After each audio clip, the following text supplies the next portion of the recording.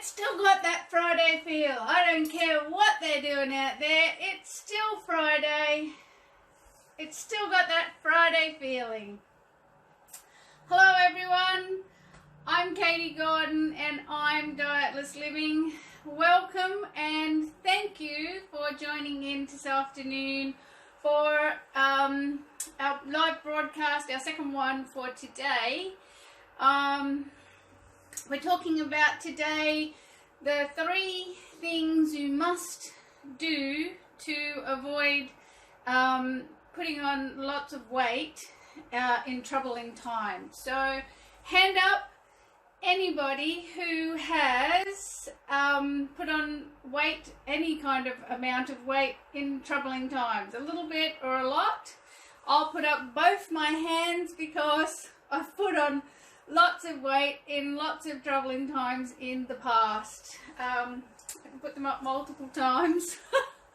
I think if you saw the little caption that I had to advertise for today's talk, there's a picture of me before and after. So I feel really well qualified to talk to you today about what not to do to put on a lot of weight in troubling times. You know, like it's these troubling times that we tend to drop backwards into old habits, or if we haven't actually gotten moved out of our old habits, it's where our unhelpful ones kind of build momentum. And we find that if we've been keeping things stable in that bay, it's generally where things just go to bits. So I just tell you a little bit about my story. Back in when I was 21, back when I was 21 is when I first actually put on a lot of weight, and I went from being the sort of size 10 athletic-y type of body that I'd always had to a size 16 in just a matter of months, and it was really a surprise. I had no idea what had happened and how that happened, and what was more surprising was that I didn't know how to get rid of it. For like 25 years, I went on this weight loss, weight gain cycle. And to be honest, the times that it was not working for me, the times that I always put the weight back on and had to struggle with what I was doing, were the worst times of my life. Actually, it was a very unpleasant cycle to be on because I didn't understand what was causing it, which sounds really stupid, doesn't it? Clearly it was food.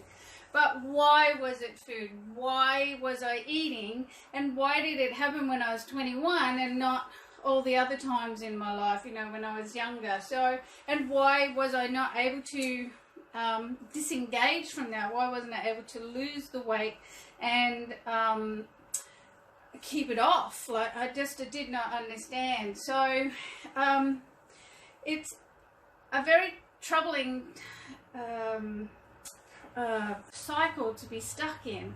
And at Christmas time, just Christmas went, I'm just going to quickly cover through this because I did cover quite a bit more of my story this morning at lunchtime on that broadcast.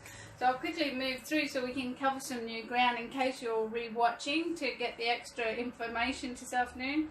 At Christmas time just gone, I picked up a magazine and it had Lisa Curry on it, the beautiful, wonderful, gorgeous Lisa Curry.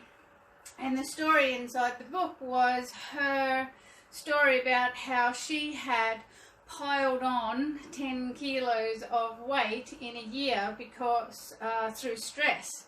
And to me it was one of those articles that I thought, wow, even Lisa Curry, who is a multiple champion swimmer, has the same problem as the rest of us. When stress comes, when the problems are on, when it's really overwhelming, whatever it is that was happening for Lisa, she went through a bit of it in the article, whatever is happening for us, when it's really stressful, not even the great athlete that is Lisa Curry was able to, was aware of what was the cycle that was happening and how to basically disengage from it. She admitted to being, you know, she's an emotional eater. She said she was always an emotional eater.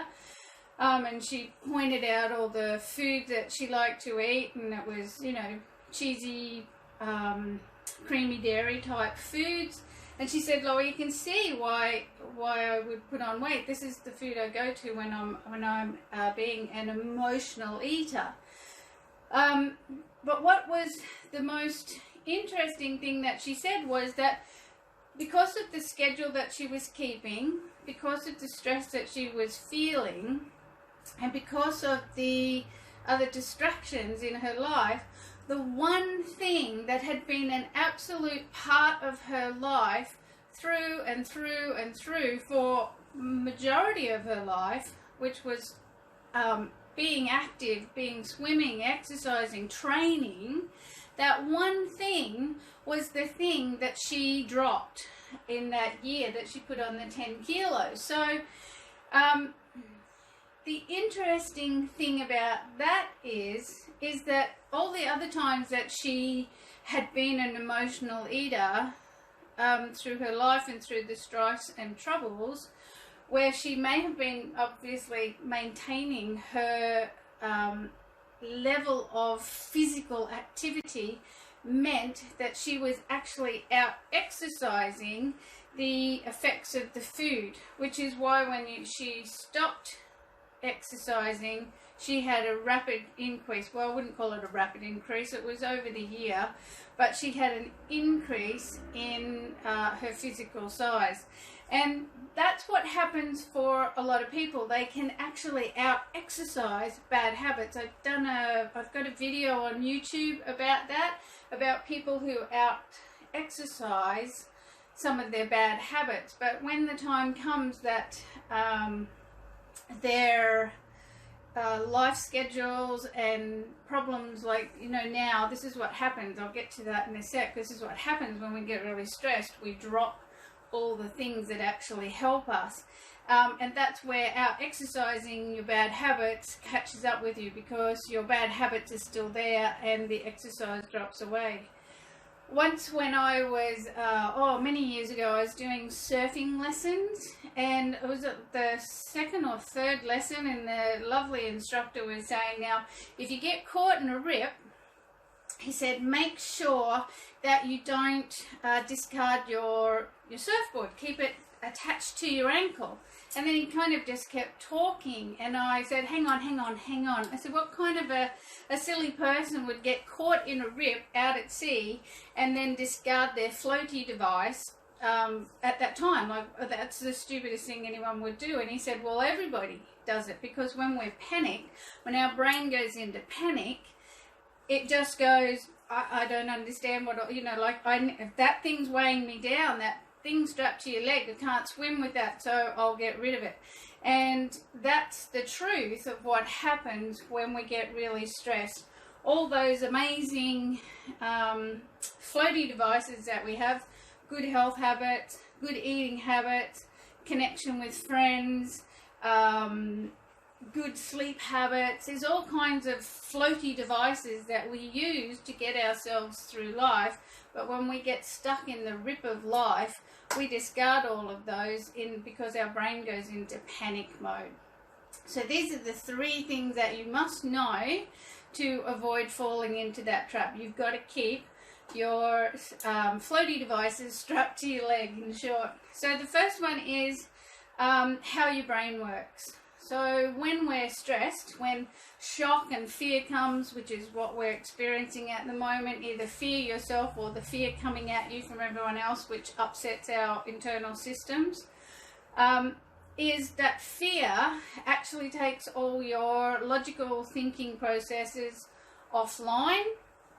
And when your logical thinking processes are offline, your body and brain has actually reverted back to a former learned behaviors of how to manage stress and strife. It goes into survival mode, and we have a whole range of strategies that we go to for our learned behaviors. So the first thing that happens is we revert back to our learned behaviors.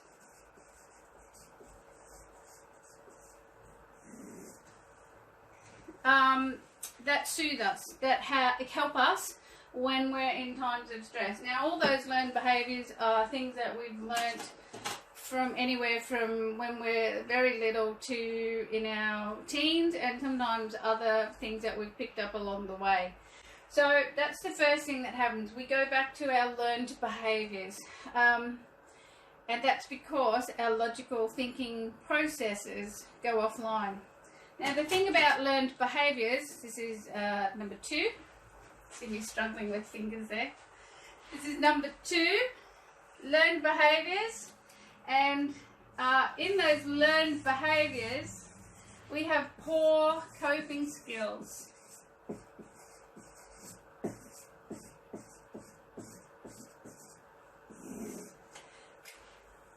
Because when we were little, and teenagers and going through school, what we were taught about coping skills, you know, you fit in a matchbox.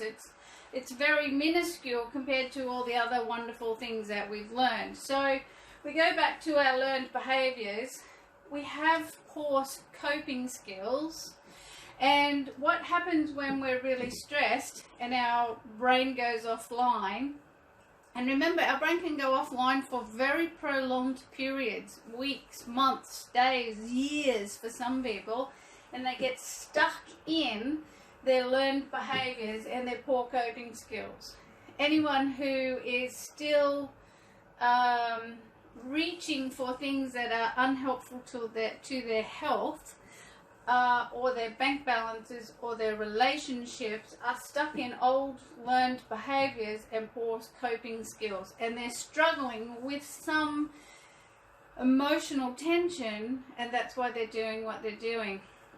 But the third thing that happens when we get really upset, when there's a fear, when there's a crisis, when there's stressful situations, whether it's what's happening now, whether it's grief, whether it's constant stress at work, whether it's constant, maybe you're in a relationship that's not very helpful, maybe you're struggling with finances, maybe you already have a health issue. The other thing that happens is we go into physical postures.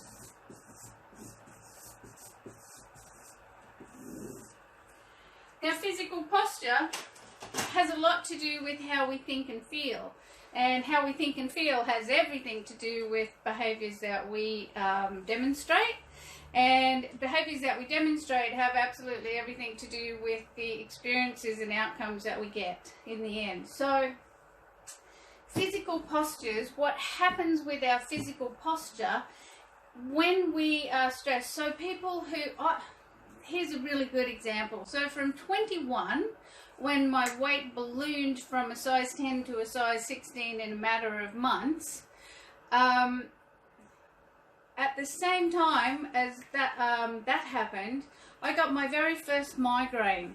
Now, I yo-yo dieted for 25 years, and when I worked out how to stop the yo-yo dieting, my migraines also went away. I used to have I had migraines for the whole time, and for a very large portion of that time, for about 10 years, I had 3 migraines a week. Consistently, I had what was classified as fibromyalgia. I constantly had pain in my body. There was not anywhere that didn't hurt, and I was often very fatigued and very, very tetchy and stressed all the time, and I had some other behaviours, but that is a talk for another day. So, but that's because in a state of stress and tension, when our learned behaviours come in and our brain is offline, which we function really well through life without too much logical thinking. To be honest, there's a huge amount of us out there, a huge amount of humans out there who really don't use their critical thinking part of their brain too often. They're more living in reactionary mode. Everything they say and do is from their learned behaviours, and their coping skills are never improved because they're not looking to improve them. And it comes down to this. Remember, I always kind of work backwards with what I teach. So the last thing is the first thing that you can change that will help you flow upstream and get beyond poor coping skills and unhelpful learned behaviours. So the first thing I want to teach you is about posture. So when we have this tension thing going on, when I was having 3 migraines a week and fibromyalgia, it's because my posture was very tense and rigid. I think I told you in another live, I used to hold my breath and sigh all the time, but my shoulders, I used to wear my shoulders for earrings, basically. They were here. If you saw any photos of me and if there were photos, because I was overweight a lot, there were not photos, but any photos, it looked like I was doing this, and very uneasy. This is very tight region here, because my posture was so tense, and that's because I used to hold my breath, but it's all part and parcel. So the first thing that you need to do when you're feeling stress and tension is change your posture, and the easiest way to do that is put a little bit of a swagger in your walk. You know, I don't care if I look silly when I walk, so long as I'm having a good time, and generally it makes other people laugh. So it's about swaggering, because we've got this whole great torso area that it's a spine, and it can do all sorts of movements and things. Each vertebrae can do so much, but we're very stiff and rigid through there because we don't move this part of our body. Most people do this. I know because of the sore neck and muscles I had for a long time, still don't do that very well, because that's a learned thing. You need to move this part of your body. If you're someone who does yoga, you're probably way better off because you're used to stretching out these muscles. I'll tell you, one of the best things to buy is a hula hoop, because a hula hoop makes the whole part of your spine just gentle movements. It's not meant to be a big movement with your hips. It's meant to just be this little movement, and it gets everything moving around your spine, and that frees up so many muscles in your body. But it's about moving your shoulders, moving your hips. Just get this whole part of your body moving. When you have this posture change, when you can change your posture, what happens is your brain changes. Because with the posture that we have, our stiff and rigid posture that comes with forced fear thinking and worry and tension, this happens. It's all part of a cycle in your nervous system. So when you start to move your body, well, you know how great you feel when you dance. That's what's happening, right? It's the best example, because you start to dance and your brain and your body goes, hey, I'm dancing, I must be having a good time. And then a smile can come to your lips if you allow yourself and don't feel self-conscious that the world is watching you dance like a nutter. It doesn't matter. The posture change affects what's happening in your body, and that allows you to break out of the stressful thinking that you've got in your mind, which allows you to disengage from some of these earlier issues, the learned behaviours and the poor coping skills.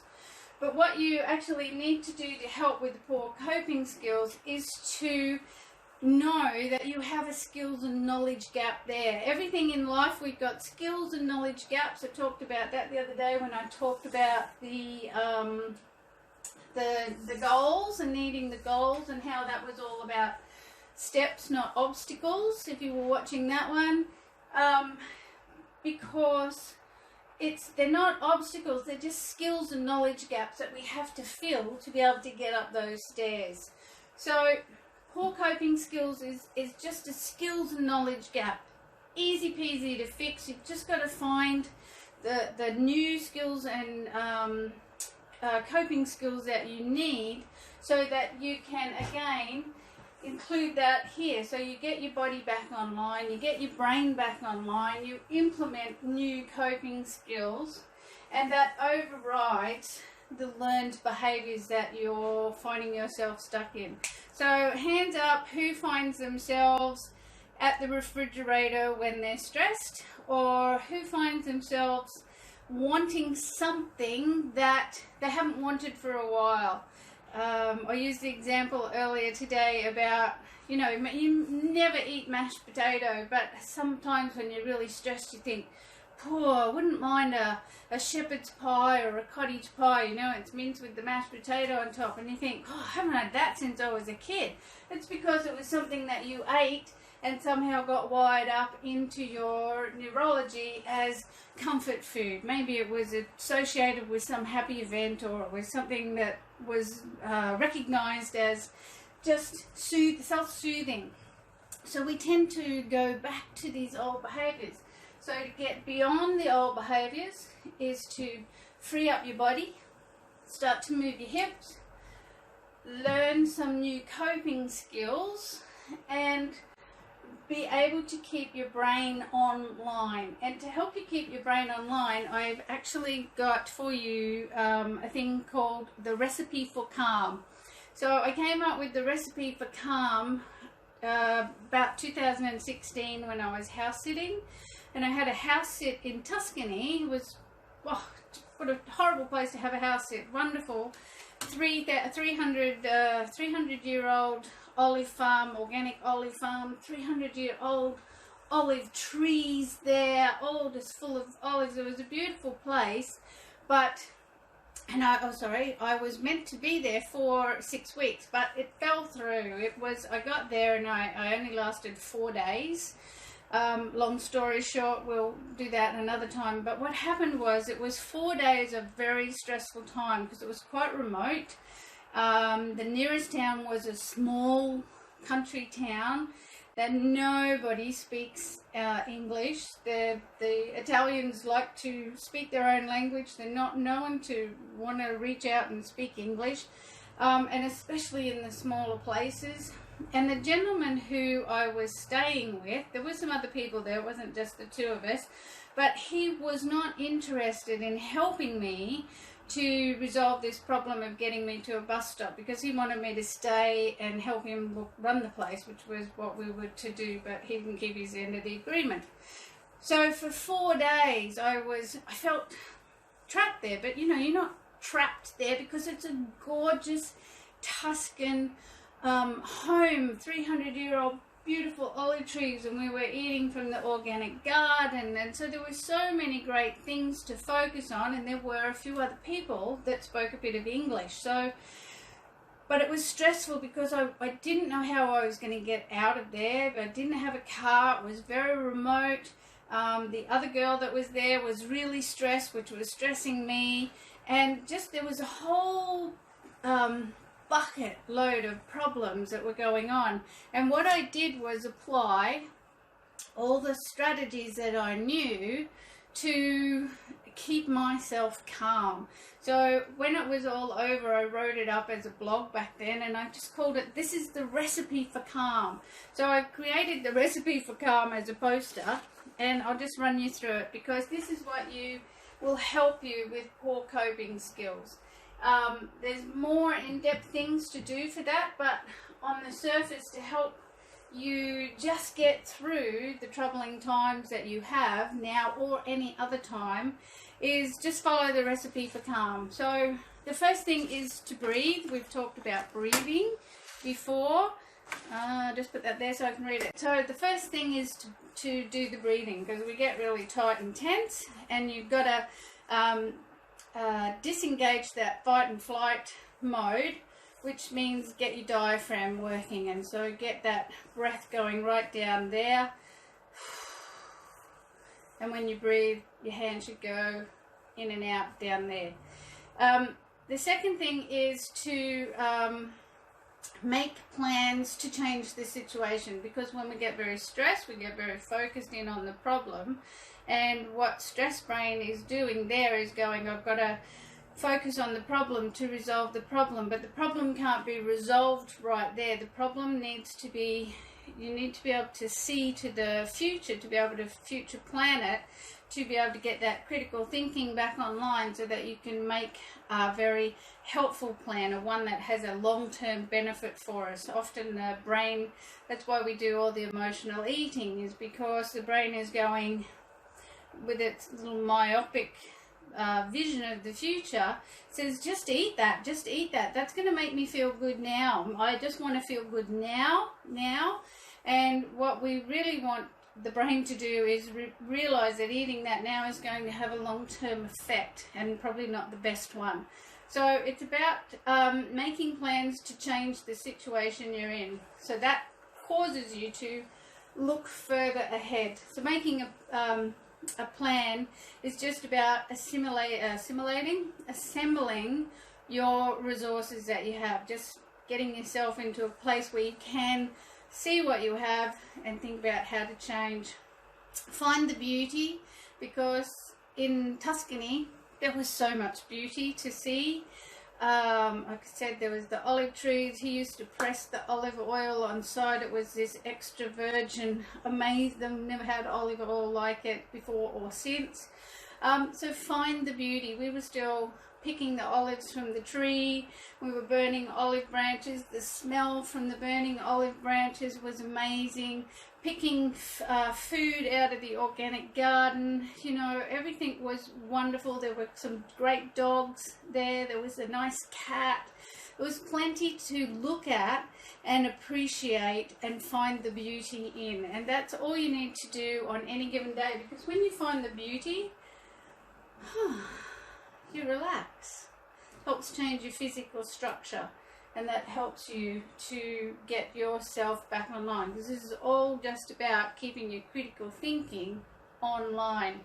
Let's see, speak up and ask to have your needs met repeatedly if necessary, until there's a satisfactory conclusion reached. So at that particular place, I had to keep asking and asking and asking and asking for Paolo to take me to the bus station, which he just said, oh, I haven't got time. So he was very blasé, but it was, for me, I don't speak up. I wasn't very good at speaking up back then, still something I have to consciously think about.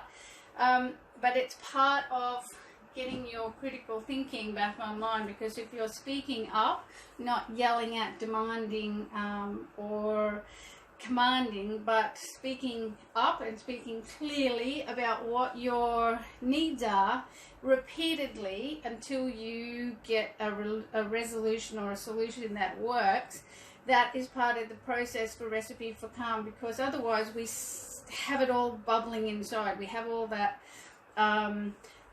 wanting and questioning. We do it in our head, but not to people, and that makes us feel disempowered, which brings in more stress, which causes us to have more of this myopic thing, which causes us to have more of the emotional eating to relieve the tension that we're feeling. So it's very important to speak up. Be aware of your thoughts. Be factual, not fictional. So examples at the moment, factual is there's a virus, we can't go out, there's physical distancing required, we need to spend time at home and not with people, there are restrictions, shops aren't open, etc. These are all the facts, and so stick with the facts. The fictional is the conspiracy theories, the who said what, where, when, how. 90% of probably what's on the news is half fictional, half factual. There's a lot to just sort through, but pick out the facts that are relevant to you. We can't know all the facts of the world, but to be factual is to be using the part of your brain that is the critical thinking and the part that can be moving you forward. To be fictional is lost inside your head, inside the stories of that part of our brain that is just whirring like a Ferrari with your foot on the accelerator and your foot on the brake kind of thing. You know, it's just that grinding sound of frustration, and that causes the tension, which causes the food to go into your mouth. So help others and ask others for help.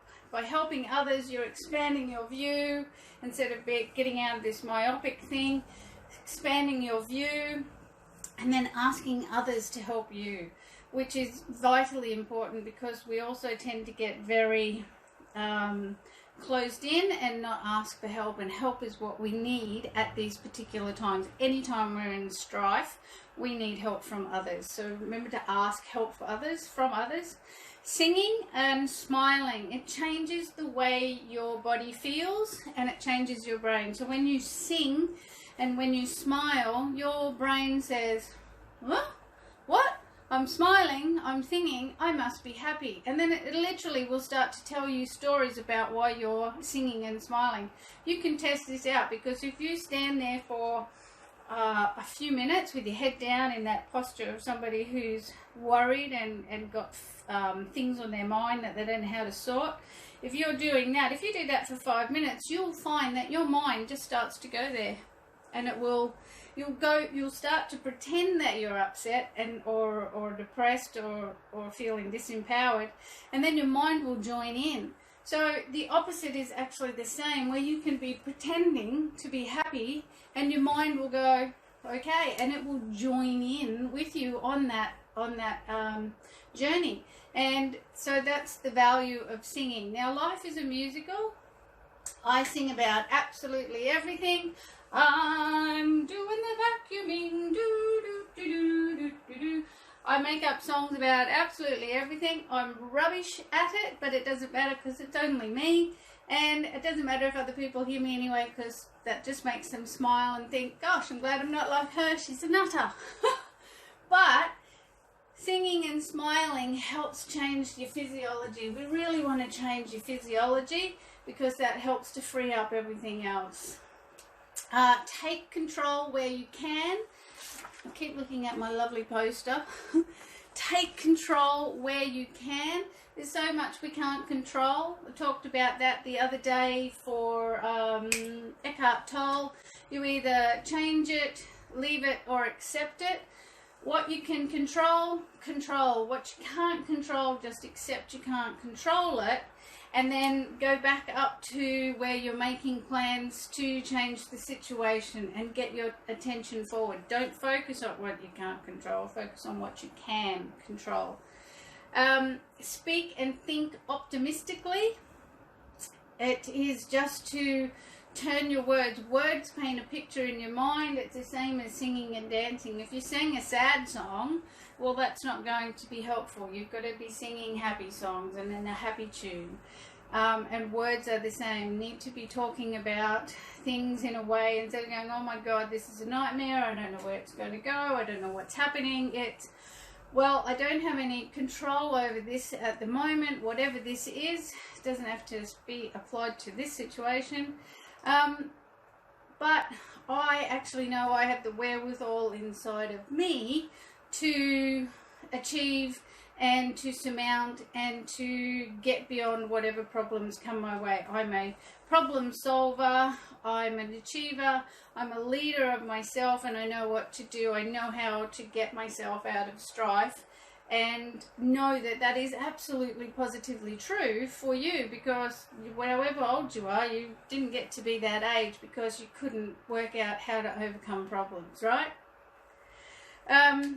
Keep a sense of humour in your back pocket, because you're always going to need it.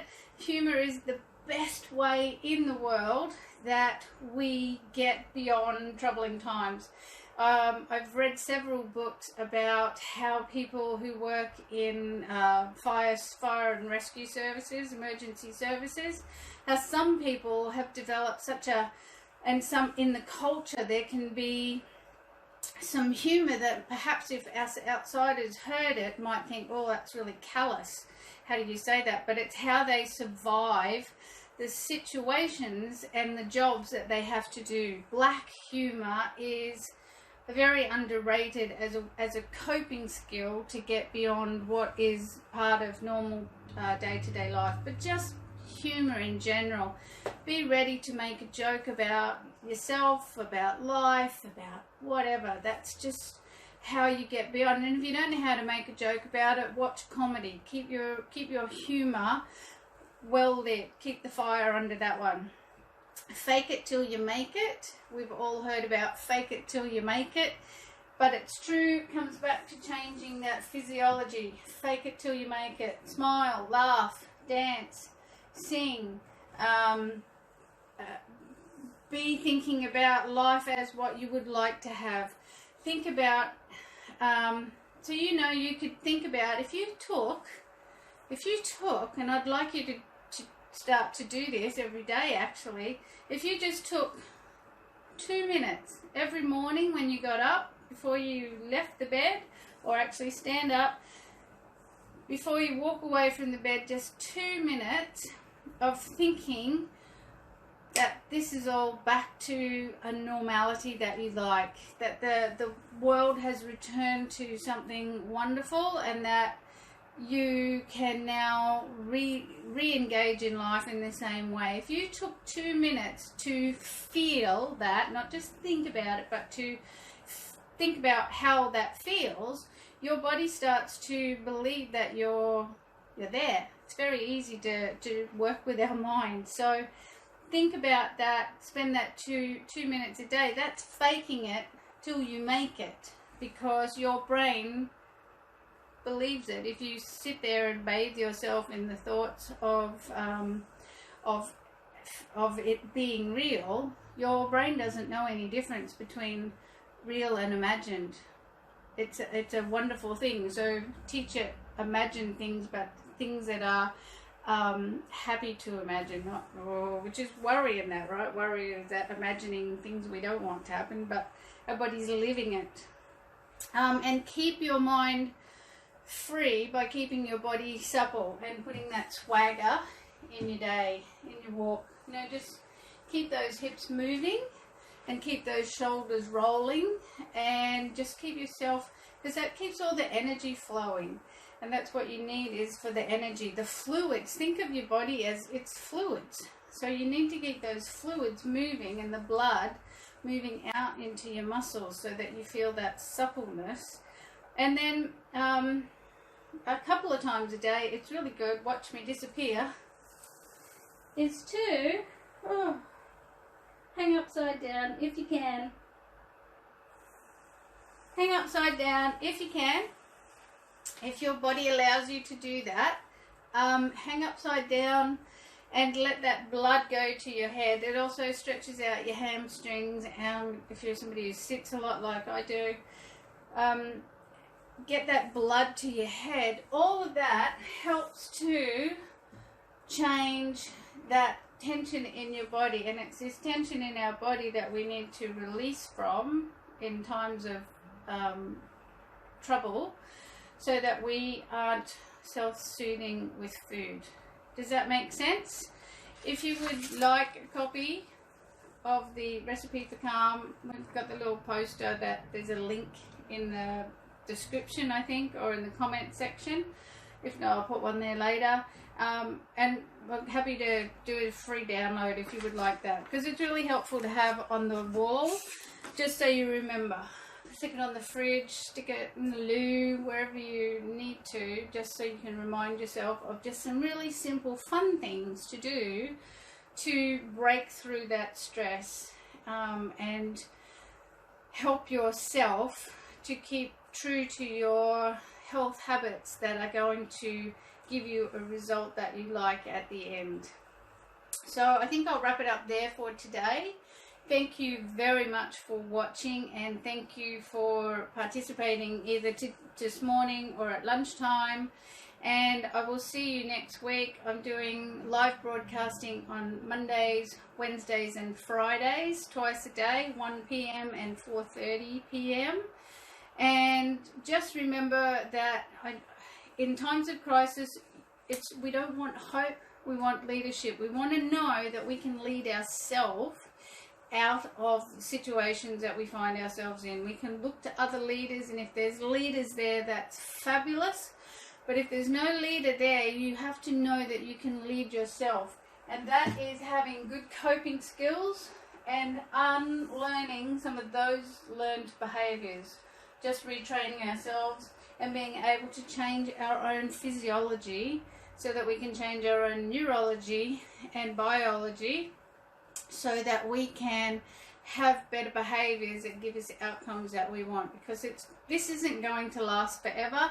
And when it's over, whatever happens, whatever the new normal is, you want to know that you've been working forward through the whole process so that when you come out the other side, you're in a great place, that you are already in a space of ready to take off with a new goal, a new dream, a new ambition, or just in great health and not having to go, shit, now I gotta lose 20 kilos. Now I have to get back out of drinking wine every night. Because that's what happens, is we pick up a habit. We do it for a couple of nights and all of a sudden it's an every night thing. And then it turns from 1 glass to 2 glass. It does happen.